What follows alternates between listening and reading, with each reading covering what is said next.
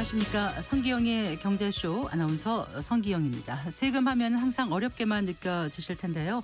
합법적인 절세 방법을 똑똑하게 챙겨서 쏠쏠하게 아껴보는 시간 함께 하겠습니다. 지난달에 이어서 오늘도 세무상담 무엇이든 물어보세요 코너가 열립니다. 생방송 도중에 성기영의 경제쇼 홈페이지 청취자 게시판에 세금과 관련된 질문 남겨주시거나 상담 내용을 샵 9730으로 문자 보내주시기 바랍니다. 짧은 문자 50원, 긴 문자는 100원, 어플리케이션 콩은 무료입니다. 실시간 전화 상담 원하시는 분은 서울전화 02-368국에 1002번, 1003번으로 전화 주시면 안수남 세무사가 명쾌하게 답변해 드리겠습니다. 이 시간 유튜브로도 함께하겠습니다.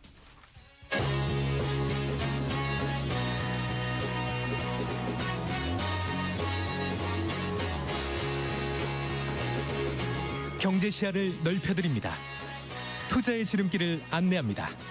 돈 되는 정보를 발견하는 시간. KBS 1라디오 경제쇼. 먼저 오늘의 주요 경제 뉴스 살펴볼까요? 경제 뉴스 브리핑 손석우 경제평론가와 함께합니다. 어서 오십시오. 안녕하세요. 안녕하세요. 자, 증시가 계속 조정 압력에 시달립니다. 오늘도 코스피가 하락으로 마감했죠. 네, 그렇습니다. 코스피 오늘 0.61% 하락해서요. 3,929.51에 코스닥도 0.84% 하락하며 871.32에 거래를 마쳤습니다. 오늘 유가증권 시장 코스피에서 외국인이 1조 원 넘게 주식을 팔았습니다. 네. 개인과 기관의 물량을 받아내긴 했지만 역부족인 모습이었고요. 지금 지수의 방향성에 대해서 불확실성이 증폭되다 보니까 투자자들도 그런 불안한 심리를 고스란히 좀 노출하는 것 같아요.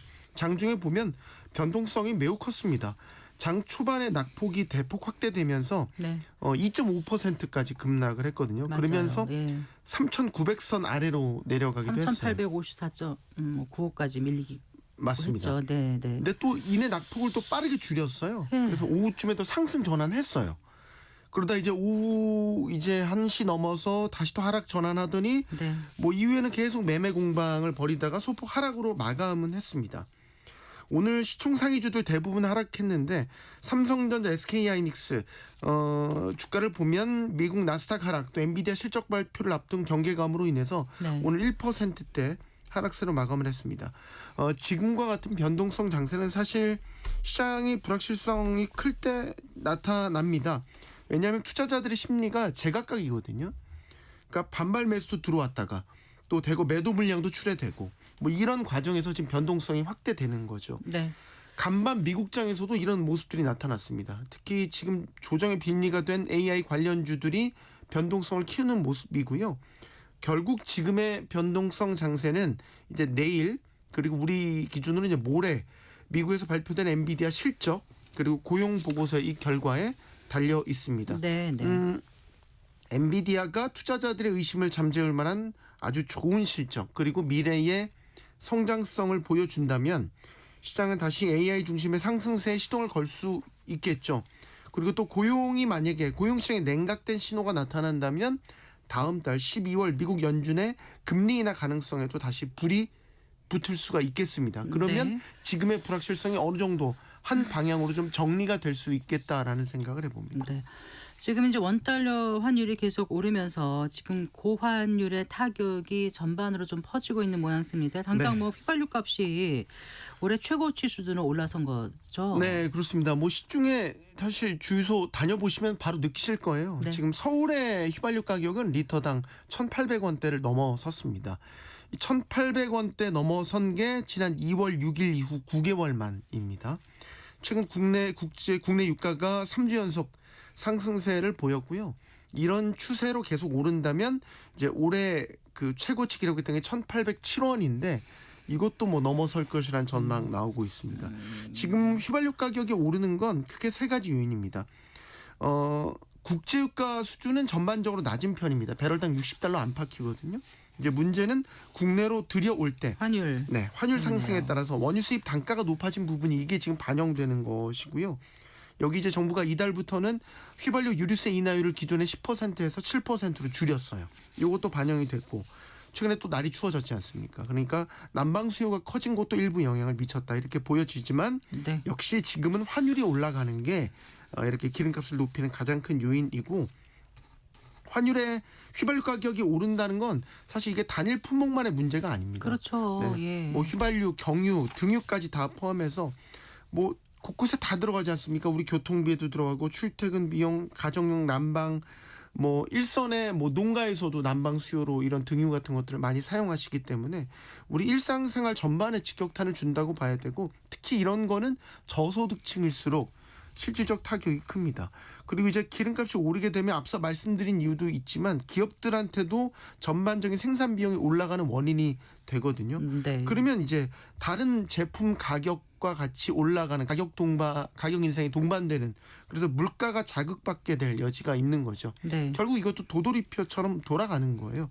그러니까 물가가 또 안정되지 못하면 금리를 쉽사리 내리지 못하게 되는 거죠. 그러니까 한국은행이 인플레이션 우려로 기준금리를 내리기가 또 쉬워지지 않으니까 물가는 높고 경기는 어려워지는 이른바 스태그플레이션으로 갈 가능성도 높아집니다. 이게 우리가 계속 몇 년째 경험했던 고환율의 후유증이다. 네. 이렇게 봐야죠.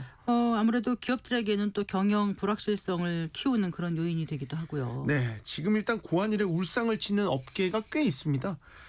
일단 원유를 전량 수입해야 되는 뭐 정유업계 두말할 필요가 없을 것 같죠. 그리고 이제 유류비 부담이 커지는 항공업계 타격도 역시 좀 있습니다. 그리고 환율이 이렇게 올라가면 달러가 비싸지니까 사실 해외여행 가시는 분들도 부담이 커지면서 네. 해외여행 수요 위축으로 또 이어지니까 이건 또 항공사들한테는 실적에도 타격을 가하는 부분인 거고, 철강 업계 같은 경우는 철광석을 또 수입하지 않습니까? 이것도 환율 변동, 지금 고환율에 노출이 되는 부분이고, 더욱이 이제 철강 업계는 미국 관세 여파도 받고 있으니까 환율 충격까지 입으면 이중고를 겪고 있는 상황이고요. 네. 면세점들도 지금 이런 고환율에 되게 취약한 곳입니다. 면세니까 세금이 면제가 돼도 달러가 비싸면 면세 효과가 사라지죠. 네, 오히려 더 역전 현상도 나타나지 않아요? 최근에 역전 가격이? 현상도 일부 제품에서 나타나고 있으니까 면세점들도 지금 구조조정하는 곳들 많이 있고요. 공항 같은 경우에는 아예 면세 사업권을 반납하는 그런 네. 대형 면세점 업체들도 나타나고 있죠. 네. 당장 이렇게 실적에 미치는 영향 말고도요, 불확실성이 확대되는 게 연말이지 않습니까? 지금 시점이 이제 내년 경영계획 보통 많이들 세우는 시점이죠. 그래서 수출 기업이나 혹은 원자재의 수입 비중이 높은 기업들은 사실 환변동 위험이 높기 때문에 환율을 기준으로 경영 계획을 많이 세우거든요.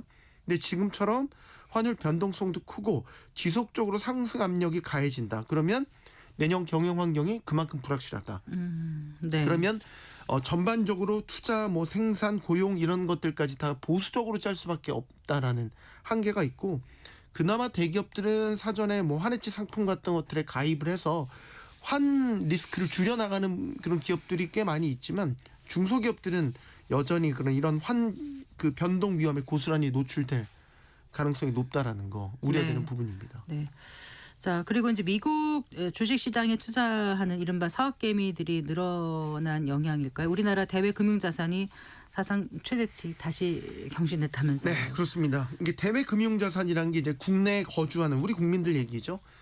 우리 국민들이 해외에 투자해서 보유하고 있는 주식, 뭐 채권, 펀드, 부동산까지 이런 것들을 다 합한 금융자산을 의미하는데, 한국은행이 오늘 발표한 국제투자대조표를 보면요, 3분기 말 대외 금융자산은 2조 7,976억 달러, 전 분기보다 1,158억 달러 증가했습니다.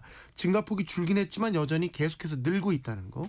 그래서 역대 최대치를 경신해 가고 있는 상황입니다. 이 중에서 이제 해외 증권 투자 잔액이 1조 2,140억 달러였습니다. 네. 한 분기 만에 이제 890억 달러가 더 늘었고요. 직접 투자한 것도 8,135억 달러, 87억 달러가 증가를 해서 다 사상 최대치 기록했습니다. 이건 역시 미국 주식에 투자하는 이른바 서학개미들이 3분기에 미국 주식 투자 규모를 늘린 영향으로 해석을 할 수 있겠고요. 네. 반대로 이제 외국인의 국내 투자를 의미하는 게 이제 대외 금융 부채라고 합니다. 이게 이제 900억 달러 늘어난 1조 7,414억 달러로 집계가 됐습니다.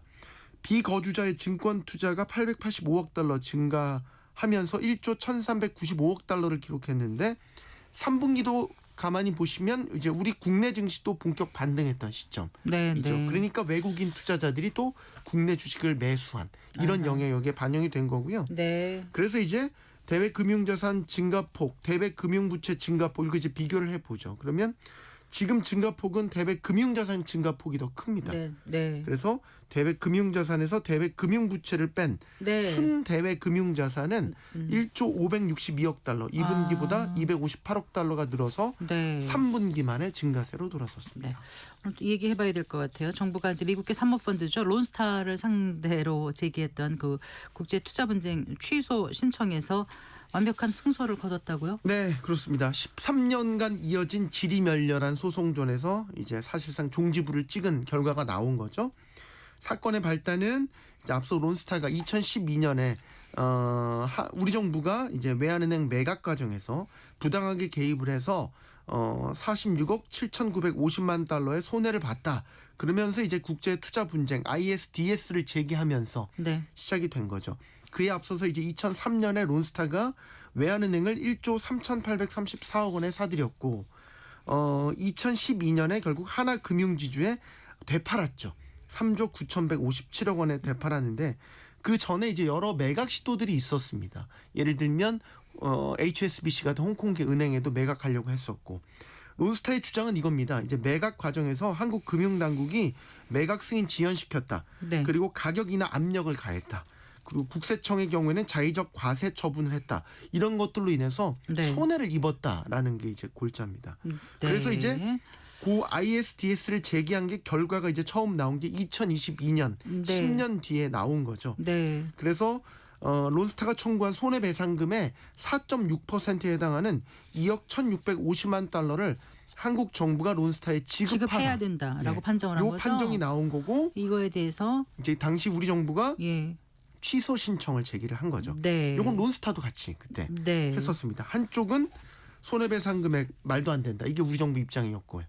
론스타는 손해배상금이 적다. 네. 그래서 각각 취소 신청을 제기를 했고 이제 3년이 지난 2025 이제 어제죠. 소식이 전해진 건 그 ICC 국제중재재판소 결정문을 근거로 해서 이제 그 취소위원회 국제투자분쟁해결센터 취소위원회가 네. 한국 정부의 손을 들어주게 된 겁니다. 네. 그래서 우리 정부가 제기했던 취소 사유를 모두 받아들여서 이제 인정을 받게 됐고 네. 기존에 이제 손해배상 판정이 난 건 모두 다 무효 처리가 된 거예요. 네. 그럼 이제 완전히 다 끝난 건가요? 더 이상 뭐 다시 론스타가 재수할 가능성 없이 끝난 건가요?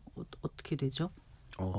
이론적으로는 재수할 수 있는데 사실상 종결됐다라고 보더라고요. 네. 그러니까 이번 사례처럼 그 전부 취소되는 경우가 매우 드물답니다.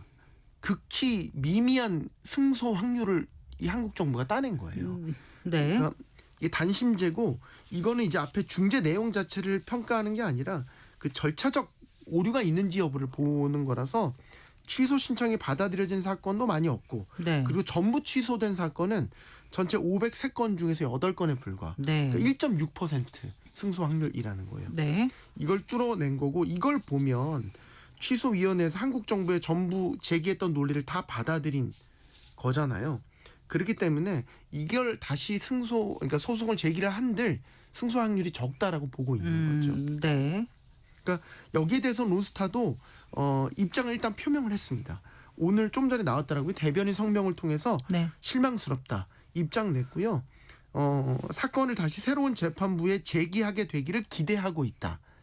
요건 이제 추가 법정 대응을 검토하겠다는 입장으로 해석이 되는 거죠. 네. 근데 이제 앞서 말씀드린 것처럼 취소 결정 자체도 드물고 그리고 일부 취소도 아니고 이게 전부 취소를 한 거기 때문에 원 판정의 근본적인 하자가 인정된 것으로 해석해 볼 수 있는 대목이거든요. 네. 그렇기 때문에 실질적으로 론스타가 추가적으로 이걸 다시 제소 절차를 밟는 게 쉽지 않다라고 대다수의 이 법률 전문가들은 보고 있더라고요. 네.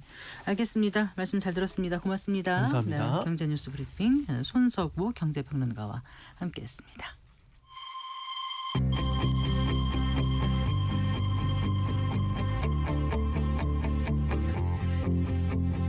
경제 전문가의 원포인트 레슨. 꼭 알아야 할 정보와 이슈를 알기 쉽게 풀어드립니다. 대한민국 경제 고수와 함께 투자의 맥을 짚는 KBS 1라디오 경제쇼. 진행의 성기영 아나운서입니다.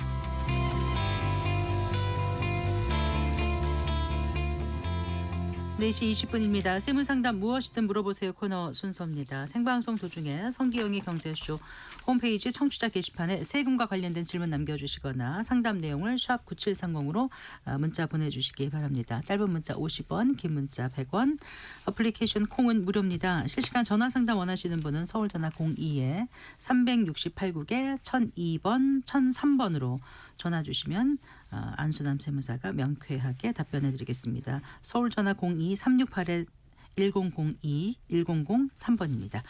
세무법인 다솔의 안수남 대표 세무사 스튜디오에 모셨습니다. 반갑습니다. 네, 반갑습니다. 안녕하세요. 네. 네. 네. 자, 그 11호 그 부동산 대책이 나온 이후에 이제 지금 시장 거래는 좀 많이 그 주춤해졌다고 하더라고요. 네, 많이 축소가 된 것 같습니다. 네.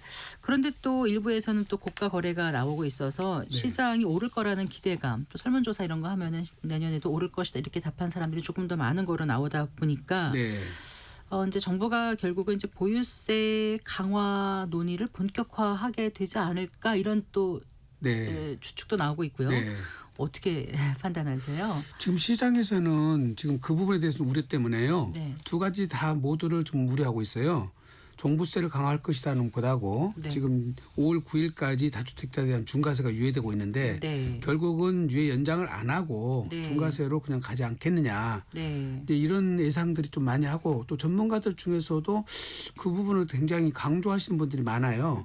그래서 지금 기회 있을 때 매각을 하라. 다주택자가 힘들어질 것이다. 네. 이렇게 보고 있는 것 같은데 사실은 근데 지금 대통령실이나 기획재정부 쪽에서는 네. 공식적으로 이걸 언급한 바는 없거든요.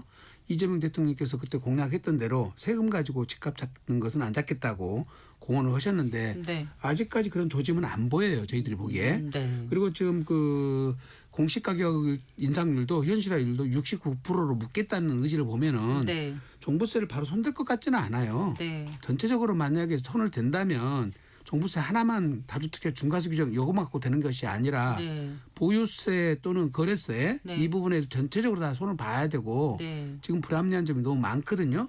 또 세제 체계가 너무 복잡해요. 네. 그리고 너무 지금 자주 바뀌다 보니까 시장에서 반응도 예, 과연 지금 뭘 믿고 어떻게 하냐는 그런 법적 안정성이나 예측 가능성이 없어서 네. 많이 좀 혼란스러운 그런 상황 같습니다.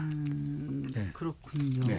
어쨌든 69% 공시가격 현실화율은 그대로 한다고 하는데 네. 그 세율은 놔둔다 하더라도 워낙 가격이 많이 올랐기 때문에 내년 네. 공시가격은 올라가겠죠. 그럼 당연히 당연히 올라가죠. 세부담은 많이 증가하겠죠. 그렇습니다. 세부담은 네. 늘어나겠지만 공정시장 가액 비율이 지금 60%에서 80% 정도로 인상되지 않겠냐고 시장에서 예측들을 하고 네, 있었는데 네. 아직 공식적인 정부에서 이런 얘기가 전혀 안 나오기 때문에 네. 종부세에 대한 부분은 너무 그냥 겁을 먹을 필요는 없을 것 같다는 생각이 듭니다. 그거는 저는 개인적으로는. 네. 네. 그 우리나라 보유세가 다른 나라에 비해서 어떻다고 보세요? 기본적으로 GDP 대비라든지 네. 다른 조세 전체 비율에 봐서는 좀 낮은 편이에요. 네. 그런데 이제 높은 편이에요. 오히려 평균보다 높은 편인데 네. 저희들이 실효세율이라는 게 있어요. 네. 네. 이게 재산 가격 대비 세부담률은 네. 굉장히 낮습니다. 어. 그러니까 이제 선진국 같은 경우는 거의 1%대를 세금 부과받는 데가 많거든요. 네. 가까운 일본만 해도 1.4% 정도가 나올 텐데 네. 저희는 0.2가 안 나와요. 예, 그러다 보니까 실효세율이 굉장히 낮습니다. 네. 결국은 집값 대비한 세부담률은 네. 예, 아직까지는 여지가 있다. 네. 그래서 인상률 자꾸 얘기를 하게 되는 거죠. 네. 이런 그럼 일본 부분. 같은 경우도 종합부동산세가 있으니까 재산세 외에 종합부동산 체계로 한 게 아니라 보유세 체계로 보유세 해서 체계로. 단일세로 과세를 하지 네. 우리처럼 이원화되어 있는 과세 체계를 갖고 있는 나라는 많지는 않아요. 네. 네, 그래서 저희들도 지금 자꾸 재산세하고 종합부동산세를 단일세 과세책으로 지금 바꾸자고 자꾸 제안을 하는 거죠 전문가들이. 근데 선진국에서 한 1%대 정도 되는 이제 세율이라고 맞습니다. 하면 영국이나 미국이나 일본 같은 경우는 1%가 넘어가죠. 네. 그래서 세부담률이 굉장히 높은 근데 편인데 그게 이제 공제를 많이 해준다고 하지 않아? 양도할 때라든가 이런 데서 뭐 세액공제라든가 연말정산 그런 것들이 많이 여러 가지가 네. 반영이 돼서 네. 실제 부담은 지금 그 정도는 안 되겠죠. 네. 네, 이제 저희들도 1세대 1주택자라든지 고령자라든지 네. 단기 보유자들에 대한 세제 혜택은 어느 정도 주고는 있습니다. 네. 예. 그래요. 네. 그러면 이제 당장 뭐 그 보유세가 어떻게 될지 모릅니다만 네. 올라가게 되면 네. 이제 보유세라는 게 결국은 집값을 너무 올리는 거를 막기 위해서 지금 보유세율을 좀 인상하겠다는 취지도 있는 거 아니겠어요? 네, 그렇습니다. 그렇게 올리면은 부동산 가격 안정화에 도움이 될 거라고 근데 보시는지요? 선진국이나 OECD 국가에서는 네. 당연히 보유세를 올리면 가격 안정에 영향을 미쳐요. 네. 당연히 안정화 옵니다. 왜냐하면 네. 매각을 하도록 할 수밖에 없으니까 매물이 더 나와서 가격 안정에 도움이 되는데 우리나라는 워낙 복잡하게 얽혀 있어가지고요. 네. 보유세 하나만 갖고는 안 되거든요.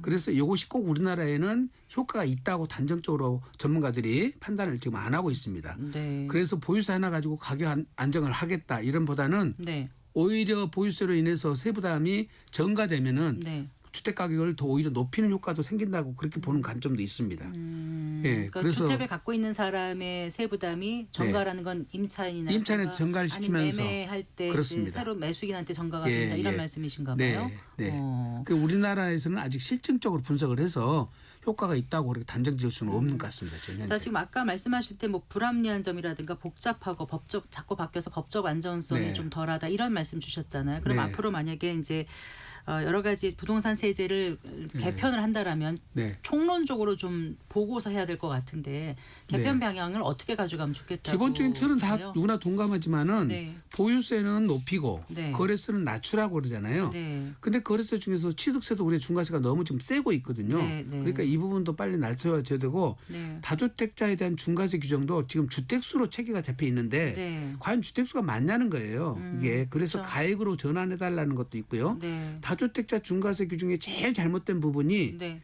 지금 수요를 억제해야 되는데 네. 여기를 파는 사람들, 공급하는 사람들한테 중과세를 하고 있거든요. 그러니까 취득분에 대한 중과세로 세제 체계가 바뀌어져야 되는데 매도자한테 매도자한테 중과하는 게 중과세를 아니고 주니까. 매수자한테 중과. 아니 수요를 억제해야 되니까 사는 사람을 막아야 될 거 아닙니까? 그렇죠. 그러려면 사는 사람이 적어야 집값이 덜 오를 텐데 당연하죠. 수요를 억제하려면 사는 사람한테 근데 중과세를 해야 중과세를 매겨야 되는데 되는데 지금은 우리는 매도자한테 매기니까 파는 사람한테 중과세를 하는 순간에 다주택 중과세가 실현되면 주택 가격은 급등을 해버리는 거예요. 오히려. 왜냐하면 매물 잔금이 연성이 와서 네. 공급 부족이 와버리지 않습니까? 네. 그래서 이것이 세제 개편을 빨리 해서 네. 만약에 다주택자 중과세가 시행되더라도 네. 지금 현재 2주택자보다는 3주택 중과세 네. 그리고 지금처럼 30% 중과세가 아니라 10% 정도 네. 그리고 이거를 지금 장기보유 특별공제는 당연히 해줘야 되고요. 네. 그렇게 해서 항구적으로 갖고 갈 생각을 해야지 네. 지금 우리 현대 조세 체계는 징벌적 조세 체계거든요. 네. 아니 무슨 집 가진 것이 그렇게 나쁜 짓을 했나요? 그것을 징벌적으로 과세하고 있는 이 시스템부터 네. 정상화시키는 것이 필요할 것 같습니다. 알겠습니다. 네. 네. 4시 27분입니다. 부동산 세금에 대해서 궁금한 분들 전화 주시기 바랍니다. 서울 전화 02-368-1002번, 1003번으로 전화 주시면 되고요. 문자는 샵 9730으로 보내주시면 되겠습니다. 자, 본격적으로 세무 상담 좀 진행해 드릴까요? 일단 휴대전화로 상담 신청해 오신 분 소개해 드리겠습니다. 휴대전화 끝자리가 8670번 님입니다. 오래된 아파트를 리모델링해서 자녀에게 증여하려고 하는데요. 리모델링 하려고 알아보니까 자재값이 엄청 올랐더라고요. 자녀에게 증여할 때 리모델링 전에 하는 것과 후에 하는 것, 증여세 절감 측면에서 어떤 것이 유리할까요? 그리고 리모델링 비용을 제가 낼 경우에 어떻게 처리해야 할지도 알려주시면 감사하겠습니다. 이렇게 보내주셨네요. 그러니까 증여세라는 것은 평가액이 네. 중요한데 네. 리모델링 전하고 리모델링 후하고 네. 당연히 거래가액이 달라져 버리잖아요. 그래서 당연히 리모델링 끝나고 거래가액이 높아져 버리면 네. 증여가액이 높아져서 증여세 부담이 커지거든요. 네. 그래서 따라서 증여세를 줄이려면 네. 리모델링 전에 해주셔야 되고요. 네. 리모델링 전에 증여를 해서 이루어졌는데 그러고 네. 나서 리모델링 필요한 비용을 어머니가 내줘 버리면 네. 엄밀한 의미에서 이거는 증여가 돼 버려요. 그렇죠. 네, 그래서 네. 증여세를 또 내야 돼요, 추가로. 네. 네, 그거는 어머님이 부담해 주시면 안 됩니다. 리모델링 했단 말 안 하고 그냥 그냥 하면 되나요? 제가 갑자기 이런 걸 질문해서 이제 확인이 되면 네. 증여세는 과세된다. 네, 근데 확인될 네. 거냐 안 될 거냐 이 문제까지는 제가 답변을 드리기 어렵고. 네, 알겠습니다. 어쨌든 네. 증여 리모델링 하면은 증여가가 높게 나온다는 말씀이잖아요. 당연히 그러니까 그렇습니다. 증여세가 많이 나온다고 하는데 네. 지금 방금 전에 증여세는 평가액이라고 말씀하셨어요. 네, 네. 증여세를 할 때 평가액하고 공시가격하고 시세하고 기준을 많이들 헷갈려 하시거든요. 통상적으로 네. 유사 부동산의 매매 사례가를 갖다 쓸 수가 있어요. 아파트는요. 네. 근데 그 유사 부동산의 매매 사례가액이 내 가격에 지금 증여 시점에도 후 3개월 것까지 갖다 쓸 수가 있거든요. 내가 증여했는데 뒤에 맞습니다. 가서 3개월에 거래가 가격이 되면 급등을 해갖고 20% 30%까지도 오르는 경우도 있었어요. 예. 그래서 그런 걸 대비해가지고 증여 시점에서 감정평가를 해가지고 예. 가격을 픽스시키는 게 중요해요. 아. 그리고 이 감정가액은 매매사례가보다 약간 낮게 잡힙니다. 통상적으로. 통상. 네, 네, 1억 네. 정도는 낮아요. 예. 그러니까 매매사례 감정평가를 해서 증여를 하는 것이 가장 정확하고 리스크가 줄어든다고 알고 계셔야 됩니다. 그래서 그게 평가액이라고 말씀하셨군요. 그렇습니다. 그럼 평가액으로 안 했다가 네. 증여하고 나서 3개월 후에 20-30% 급등한 지역이 나타나면 네. 더 내요? 그렇습니다. 그게 증여 신고 기간 3개월 지나서 결정 기간이 또 6개월 있거든요. 그렇군요. 이 사이에 가격 변동이 오는 것까지도 영향을 미쳐버리기 어떻게 때문에 우리가 미래를 예측을 해가지고 해요? 그래서 제가 늘 말씀드린 이 신고 기한 후에 나온 매매 사례 가격이나 감정 가격으로 과세하는 거는 네. 법적 법적 안정성이나 예측 가능성을 해치는 일인데 떨어질 수도 있지만 오를 수도 있는데 그거 떨어진다고 돌려주는 건 아니 아니잖아요. 떨어져서 그걸 낮출 수도 있죠. 아 낮출 수도 예, 있어요. 있습니다. 아 네. 그러면 근데 지금 우상향이 대부분이기 때문에 네, 네. 예, 대부분이 이제 상속이나 증여 같은 경우에는 신고 기한 지나서 우리가 감정 않거나 매매 사례가 없을 경우에 네. 국세청에서 자체 감정을 해보는 경우가 있습니다. 예. 상속도 마찬가지입니까? 상속도 이렇게? 마찬가지입니다. 예. 3개월까지요? 네, 상속은 6개월. 아 그렇군요. 네, 네, 이런 네. 점도 좀 참고를 알아두시면 네. 좋을 것 같습니다. 자 이번에는 저희 홈페이지 인터넷 게시판에 올려주신 분 사연 소개해드리겠습니다. 질문 주신 분은 저희 청취자 정선임 씨입니다. 정선임께서는 이런 게 궁금하시대요. 일시적 1세대 1주택에 대해서 양도소득세가 어떻게 되는지 궁금했었습니다. 그러는데 네. 일시적 1세대 2주택이겠죠 이게? 제가 예, 잘못 그런가 봐요. 알았나요? 예, 네. 예. 부모님께서 주택이 두 채로 맞습니다. 부모님께서는 주택이 두 채로 2020년 8월에 산 집에서 지금까지 살고 계시고요. 이후에 2023년 11월에 다른 주택을 하나 더 매수하셨습니다. 문제는 출가했던 저희 가족이 부모님 건강 문제로 지난 4월부터 부모님 댁으로 들어갔는데요. 물론 주민등록상으로도 합가를 했고요. 그런데 부모님께서 11월 말에 지금 살고 계신 집을 매도하려고 하십니다. 딸인 저희 명의로도 집이 있는지라 이렇게 될 경우에 부모님께서 3주택에 해당이 되는 건가요? 양도소득세 비과세 특례 적용에 해당할 수 있는 방법은 없는 건지 또 동거 봉양이 인정이 되는 건지 네. 궁금합니다. 조언 부탁드립니다. 이렇게 이거 굉장히 좋으신 질문해 주셨어요. 네, 네. 종전 국세청 유권에서 의하면 네. 부모님이 일시적 1세대 2주택 상황이잖아요. 부모님께서 예. 그 상황에서 자녀가 한 채를 갖고 합가를 했을 경우 네. 결국 3주택이지만 네. 동거봉 합가와 일시적 1세대 주택이 결합돼 있거든요. 그렇죠. 그럴 경우에는 이걸 비과세를 봐줬어요. 근데 지금은 네. 동거봉 합가 당시 각각 한 채일 때만 봐줍니다. 그게 언제부터 지금이라는 말씀이세요? 2024년부터 그렇게 얘기가 바뀌었어요. 그래요. 그래서 지금 이 경우에 금년도에 만약에 매각을 하시면 네, 비과세가 안 30대요? 돼 버립니다. 어, 안 되기 때문에 네. 지금 합가하셨던 거를 합가를 다시 푸셔야 돼요. 어떻게 풀어요? 아니 이사 나오셔야지 자녀가 어쩔 수 없이. 주민등록만 빼면 안 되죠. 아 그건 안 되죠. 실질이 나오셔가지고 아버지가 확실하게 하나를 팔아서 1세대 주택에 비과세를 받고 네. 그다음에 한 채씩 있는 상태에서 합가를 해야 10년 안에 매각하시는 그 집에 대해서 비과세를 받을 수가 있어요. 자, 그런데 11월 말에 지금 매도하려고 하시는 거잖아요. 네. 23년에 주택을 구입하셨는데 네네. 그러니까 내년까지는 더 기한이 원래 있는데 일시적 1세대 주택이 되는 거죠. 근데 올해 팔고 싶으신 것 같아요. 근데 네. 11월 말이 며칠 안 남았는데, 안 남았는데 빨리 이사하셔야 되네요. 잔금 청산 전까지만 이사 나오시면 됩니다. 아, 세대를 그렇군요. 분리시키셔야 돼요. 아, 그래요. 네, 네. 네. 예, 그 전에는 요 경우도 비과세를 해줬는데 현재 국세청에서 유권호수를 바꿔가지고 안 되는 걸로 지금 바꿔져 있으니까 네. 꼭 주의하셔야 됩니다. 동거봉양 합가 한 번만 더 말씀해 주시겠어요? 이 지금 원래 법상으로는 1주택자가 각각 하나씩 갖고 합가를 해야 되는데 네네. 일시적 1세대 주택 관계는 네. 특례가 적용해줬잖아요. 네. 그러니까 합가에도 또 이것도 같이 해준 거예요. 네, 네. 해주는데 이제 지금은 한 채 있는 경우만 네. 비과세를 해주지 네. 두 채 갖고 있는 상태에서는 합가해도 안 해준다. 이렇게 네. 이제 해석을 하시겠다는 거죠. 그러니까 이번 잘못하면 3주택이 되는 거예요. 지금 3주택이 됐어요. 아, 네. 안 되는 알겠습니다. 겁니다. 예. 자, 전화 받아볼게요. 여보세요. 네, 여보세요. 네, 어떤 게 궁금하십니까? 아, 1세대 1가구 2주택 비과세 좀 여쭤보려고 예, 하는데요. 말씀해 보세요. 네, 제가 21년 4월 30일 날 예. 종전주택을 취득을 했어요. 예, 예. 4월 20일 날. 예. 그 다음에 분양권을 예. 제가 또 그 일주일 뒤에 예. 분양권 잔금을 또 취득을 했어요. 예. 잔금을 치러갖고 또 취득을 했고요. 예.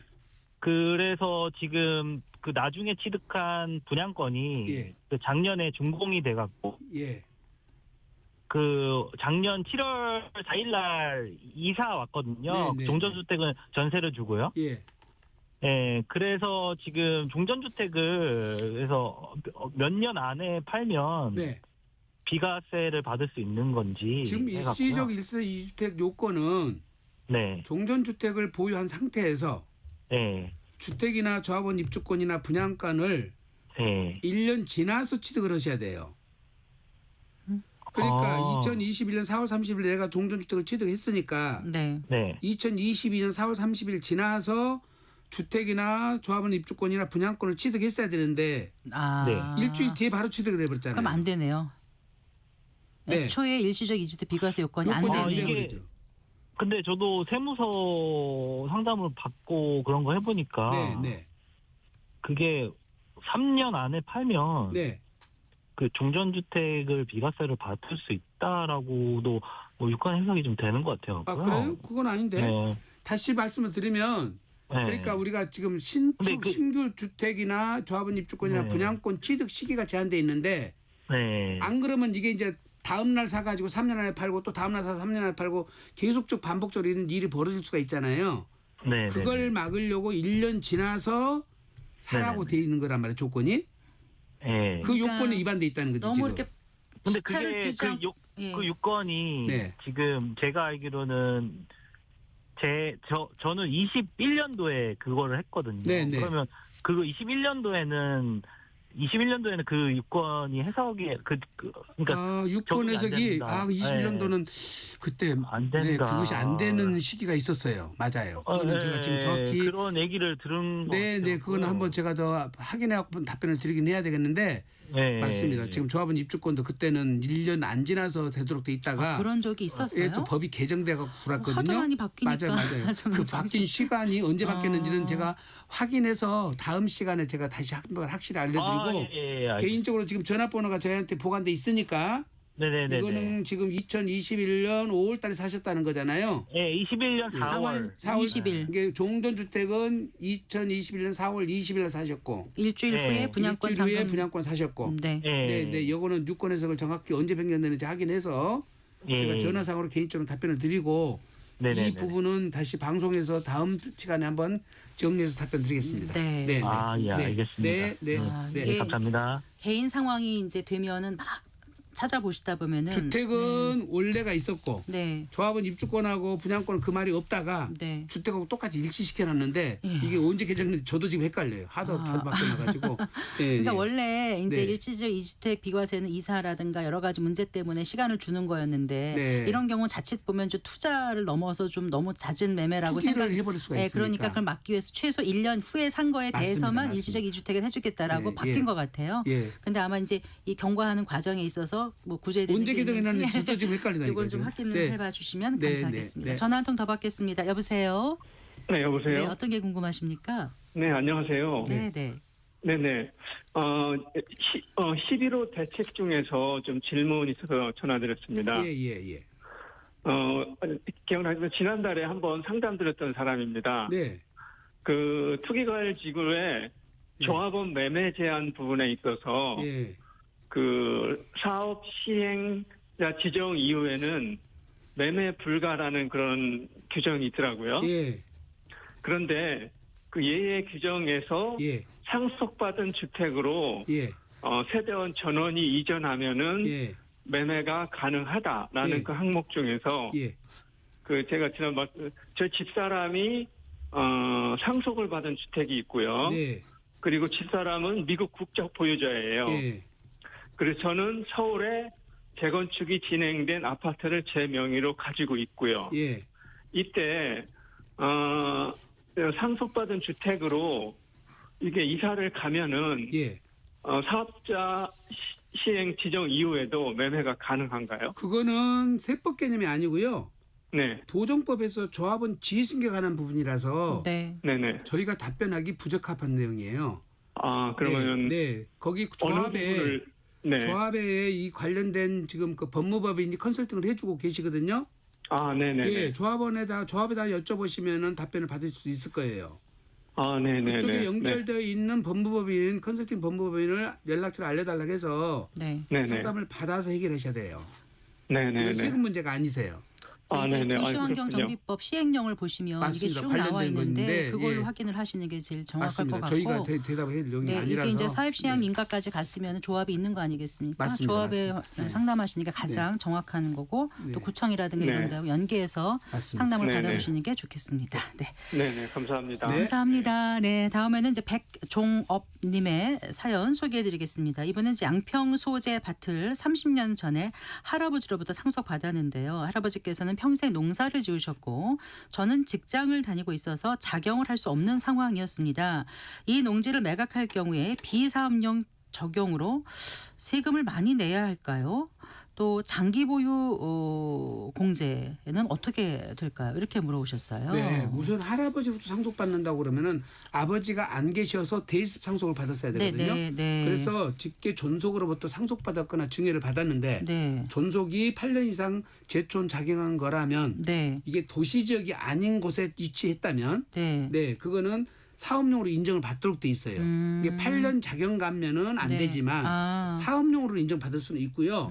그래서 중과세는 안 먹고 비사업용 토지라 하더라도 장기 보유 특별 공제는 가능합니다. 지금은. 아, 그래요? 네, 그러니까 장기 보유 특별 공제는 사업용 비사업용 따지지 않고 전부 해준다. 네. 예, 30%까지. 근데 아까 8년 작용이 존속이 하셨다는 거는 할아버지가 했으면. 할아버지가 하셨으면 된다는 예, 거죠. 예. 그렇다는 겁니까? 네. 큰 걱정 안 해도 될 것 같은데. 할아버지께서 평생 농사를 지으셨다고 하니까 8년 이상 당연히 농사 돌아가셨고 지었죠. 주변 분들이 그걸 증언을 해주셔야 돼요. 아니면 이건 농사를 지었다는 거기서 거는 사셨으면은 네, 그 자격 인정을 당연히. 받을 수 있습니다. 알겠습니다. 다른 직업은 그럼 없을 이분은 수 어쨌든 사업용으로 인정받으니까 세금을 많이 내지는 않을 것 같고 그렇습니다. 예. 단지 장기 보유 특별 공제는 당연히 되고요. 네. 네. 알겠습니다.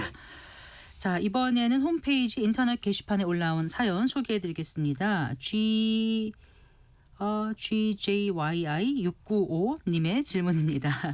네, 그 제 명의로 양천구 신월 6동 소재 빌라를 2006년 11월에 2억 2,800만 원에 구입했는데요. 재개발이 돼서 아파트 23평을 부부 공동 명의로 보유 중입니다. 현재는 약 시세 8억으로 추가 부담금으로 1억 7,700만 원을 냈습니다. 재개발 전에는 전 세대원이 주민등록상 2년 거주했고요. 아파트가 준공된 후에는 비거주했습니다.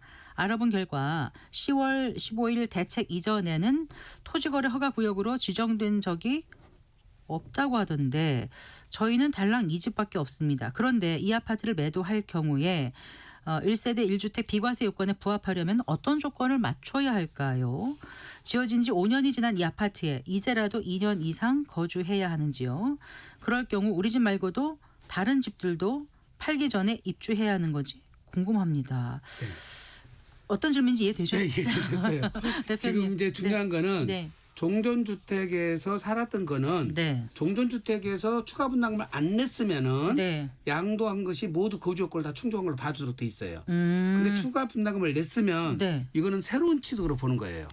고 낼 때부터 새로운 분담금 낸 금액만 아. 예, 그러니까 분양가가 비율만큼? 10억이다. 네. 근데 1억 7,700을 내가 추가 분담금을 냈다. 네. 그거는 새로운 취득으로 보는 거니까 그 취득하는 시점에 준공 시점에 예. 이게 조정 대상 지역이었으면 네. 네 여기서 거주 요건을 충족을 해야 되는데요. 그 당시 거종 대상 지역이 아니었으면 안 내도 되고요. 안 돼도 되고 네. 두 번째는 이게 추가 분담금을 냈으면서 부수 토지가 증가를 했어야 돼요. 조건이 아. 건축만 증가하고 부수 토지는 증가 안 했으면 거주를 안 해도 돼요. 조정 대상 지역이었다 하더라도 그렇습니다. 아하. 자, 그래서 첫째 조건은 네. 추가 분담금을 낸 사람이 네. 조정 대상 지역에서 네.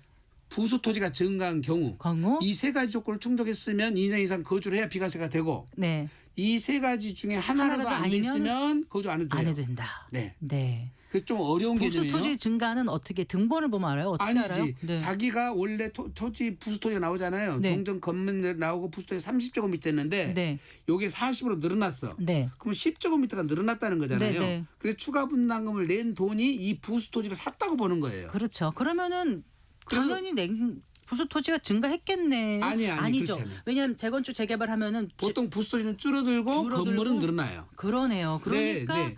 안 낼 확률도 꽤 있네요. 그래서 세 가지로 다 따져보시라는 거예요. 우선 아. 추가 분담금을 냈다고 하셨고 네. 그다음에 부수토지가 증가한 건지 건물만 증가한지를 확인하셔야 되고 그때 당시 조정 대상 지역인지 아닌지를 따져서 예. 세 가지가 모두 해당이 되면 2년 이상 거주를 해야 된다. 아, 예. 2년 이상 거주를 해야 되는 거고 예. 그럴 경우에 우리 집 말고도 다른 집들도 팔기 전에 입주해야 되는지 궁금합니다. 이건 무슨 질문인지 제가 이해를 못했어요. 끝에 거는. 우리 집 말고 다른 집 다른 집들도 팔기 전에 입주해야 하는 건지 궁금합니다. 그거는 했는데. 상관이 없는 말씀이고요.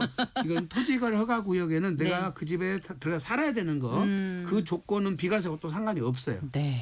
별개 문제입니다. 예. 너무 복잡하네요. 너무 복잡해요. 네, 전화 네. 받아보겠습니다. 여보세요. 안녕하세요. 네, 전화 주셔서 고맙습니다. 어떤 게 궁금하십니까? 네, 저는 1세대 1주택자인데요. 네, 네. 이 주택을 8년 전에 7.5개 구입했고요. 매입했고요. 네. 지금 15개 매도를 하려 해요. 예. 그런데 보유는 8년 했고 거주는 6년 했거든요. 예. 그러면 장특을 다 합쳐서 장특을 받는다고 봤을 때 양도세가 대충 얼마 나오죠? 8년 전 7.5에서 15개. 이분은 거주 대충 8년, 아실 것 같은데 거주- 이렇게 네. 말씀하시는 거 거주 6년. 들어보니까. 집이 한 채신데 네. 예. 8.5억에 사가지고 지금 15억이라는 아니요, 말씀이에요. 7억 5천에 7.5. 사서 딱 더블로 됐어요. 7.5에서 15개요. 15억. 근데 딱 지금 보유는 더블이에요. 8년, 거주 6년. 거주 6년. 그러면 예. 32에다가 56%가 장기보유 특공제를 받으시기 때문에 네. 네. 세금은 기천만 원 나올 것 같아요. 1억이 안 넘을 것 같아요. 예, 얼마라고요? 몇 천만 원 나올 것 같다고요. 1억은 안 넘고 네네. 5천에서 5천만 원 정도. 5천만 원 내외 나올 것 같아요. 네. 아, 그러니까 네. 8년이니까 1년에 4%니까 4, 8에 32%. 32%에다가 거주 6년이니까 64, 24%. 그래서 그래서 56%가 돼서 56%. 네. 그리고 12억까지는 비과세고 비과세. 3억 초과되는데 그 네. 3억 초과되는 것 중에 네. 이제 12억 비율만큼은 또 비과세가 되니까 네, 네. 세액 계산해 보면 5천만 원도 안 될 거예요. 네네. 그런데 이 아파트를 자녀에게 증여를 하고 네. 신고도 하고 증여세를 다 납부하였는데 가정을 드리는 겁니다. 네? 그런데 네. 예, 예. 말씀해 보세요. 이 아파트를 자녀에게 증여를 하고요. 예. 증여를 한다 예. 치고 증여세 신고하고 납부다 했는데 예. 만약 10년 이내에 제가 사망할 당시 예. 사망할 경우에 예. 상속 재산에 또 합산하여 상속세를 부과하는가요? 맞습니다. 네. 그렇죠. 아, 네. 네. 증여세를 납부했더라도요. 네, 네, 네. 네. 네네. 고맙습니다. 근데 그거는 증여세 납부한 세금이 네. 상속세보다 요것만 있다면은 네. 상속세보다 많지는 않을 거예요. 네. 다른 상속 재산하고 합산되는 거니까 네네. 합산할 재산이 없다면 이미 네. 기왕에 냈던 증여세로 다 끝난다 이 말씀이에요. 네네. 네. 그러면 지금 자녀 공제랑 배우자 공제랑 상향 조정된 거는 네. 확정법이 통과됐나요? 아직 통과 안 됐고 12월 2일에 통과될 예정이고요. 네. 내년 1월 1일부터 시행이 될 예정입니다. 그러면 예를 들어서 뭐 20억이 된다 해도 크게 나오지는 않겠군요. 상속세가. 상속세는 그건 또 다른 배우자에게 개념이에요.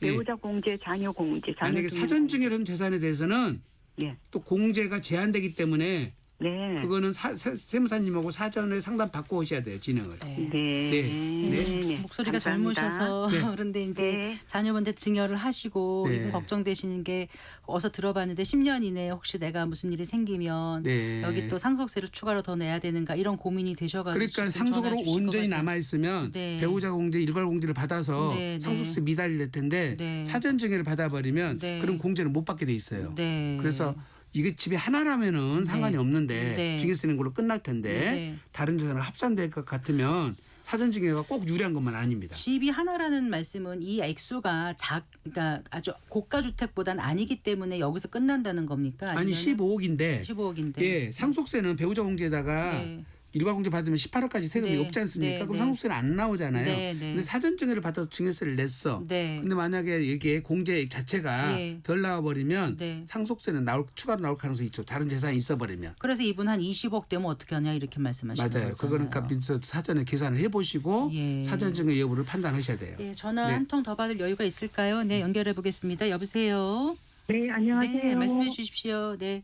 네, 저희 건물이 지식산업센터거든요. 지식산업센터. 지식산업센터, 네. 네, 지식산업센터의 상가 임대인인데 예. 임차인이 이제 계약 만기가 돼가 건물을 비웠는데 예. 이분이 관리비를 1년 3개월 정도 미납을 해서 예. 관리비가 한 1,100만 원 정도 지금 미납 상태로 나갔거든요. 예. 근데 보증금이 조금 남았는데 예. 다 폐업 신고 이걸 다 건물을 치우고 원상 복구를 하니까 한 지금 남아 있는 게 300 정도 남아 있거든요. 예. 그 이제 보증금이 300 남은 상태에서 이 1,100을 내려 하니까 800 정도를 저희가 내야 되는데 네. 그분이 계속 저희들도 내용 증명을 보내고 관리소에도 그렇게 하고 죄송합니다. 네, 이게 지금 세금 상담이신가요? 아니면은 중개업과 관련한 네. 건가요? 세금 상담인데 네. 네. 이게 왜냐하면 관리비를 안 냈는데 그 관리소에서는 저희들 보고 임대인 보고 이 관리비를 다 내야 된다고 그러니까 그러거든요. 질문이 뭐예요? 그래서요? 그래서 저희들이 집사께서. 저희가 생각하기에는 네. 이 개인이 사용한 전기 수도세는 저희들이 안 내도 된다고 알고 있는데 네. 그 관리소에서는 그것도 다 임대인이 아. 연대해서 책임지는 거다고 이렇게 얘기를 해서 예. 그걸 그거는 민사 문제라서요. 세법 네. 문제가 아니라 네. 변호사님하고 상담을 하셔야 될 것 같아요. 네. 네. 네, 이건 네. 자, 다음 사연 소개해 드릴게요. 네. 홈페이지 인터넷 게시판에 올려주신 상담입니다. 최일호님이에요.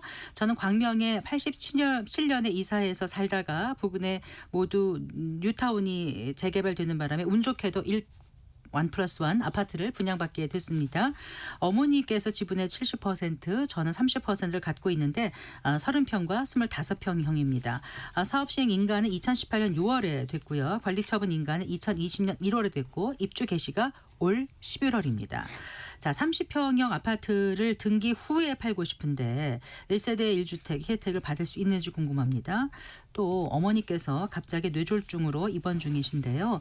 만약 병원비 마련을 위해서 집을 판다고 해명한다고 하면은 감세 혜택 등을 받을 수 있는지 궁금합니다. 이 광명이 토지거래 허가제로 지정돼서 집을 팔기 쉽지 않을까 걱정이 돼서 이렇게 문의를 드립니다. 혹시 어머니와 제가 지분이 아닌 집을 나누면 1세대 1주택이 될까요? 어떤 방법이 있을까요? 이렇게 물어보셨는데 일단 어머니의 그 쾌유를 저희가 기원하고요. 네, 네. 어떻게 지금 어머니가 설명해 30평 주시겠습니까? 갖고 네. 자녀분이 25평 갖는 걸로 공금을 분할을 하시고 네, 자녀와 네. 어머님이 세대가 각각 따로따로 있으면 예, 집을 각각 한 채씩 갖는 걸 보거든요. 그리고 작은 평인 25평은 3년 이내 매각을 못하게 돼 있습니다. 네. 공임을 분할하고 세대가 달리해서 어머니 거 30평을 팔면은 네. 어머니는 1세대 1주택이 돼서 비과세 혜택을 받을 수 있어요. 네. 어머니 거는 팔 수가 있습니다. 본인 거는 못 팔아도. 네. 그래서 근데 이 지금 공임을 분할을 보통 일반적으로 아마 법무사님들은 이전고시 나고 소유권 이전 등기 나고 그다음에 공유 분할이 가능하다고 할 거예요. 네. 그래서 이전고시 나고 소유권 이전 등기까지는 공유 분할이 안 되니까 그때는 이게 샴쌍둥이라고 그래요. 두 채가 같이 움직입니다. 네. 그때는 예, 자기 작은 평형에 해당되는 지분만큼은 비과세를 못 받아요. 큰 평형 것만. 그럼 어떻게 하는 게 가장 좋은 이제 걸까요? 지금 현재 상태에서는 급하게 해갖고는 안 되고 네. 여기서 입주하고 이전고시는 안 될까지 2년이 걸리거든요. 네. 이게 2, 3년 정도 더 기다렸다 하셔야 됩니다. 네. 감세 혜택을 받을 수 있는지 문의하신 거에 대해서는 그 답변이 혜택은 좀 없습니다. 없는 거죠. 네, 네, 네. 그렇습니다. 네. 네, 전화 상담, 사연 상담은 한 개만 더 여쭤볼게요. 애청자입니다. 4037번 휴대전화 끝자리. 이런 질문 해도 될까요? 2006년 11월 대학생 자녀가 있습니다. 11월생 대학생 자녀가 있습니다. 인적 공제에 제 아들을 넣어야 하는데 몇 살 자녀까지 가능한가요? 아주 기본적인 건데 이런 걸 또 물어보셨어요. 저도 그건 잘 모르겠는데요. 어머나, 제가 괜히 여쭤봤나요? 저는 양도상 솔직히만 하고 있습니다. 죄송합니다. 네, 알겠습니다. 네. 네, 저 다시 듣기나 유튜브 다시 보기에 대한 문의 많으신데요. 성기영의 경제쇼 홈페이지 들어오시면 다시 듣기 메뉴 마련되어 있습니다. 석 달 전 방송까지 들으실 수 있는 거 참고해 주시기 바랍니다. 다음 세무상담 코너는 12월 17일 수요일에 있습니다. 네, 오늘 장시간 수고 많으셨습니다. 고맙습니다. 네, 감사합니다. 네, 세무법인 다솔의 안순남 대표 세무사와 함께했습니다. 마칠 시간입니다. 성기영의 경제쇼 오늘 순서 여기까지입니다. 아나운서 성기영이었습니다. 고맙습니다.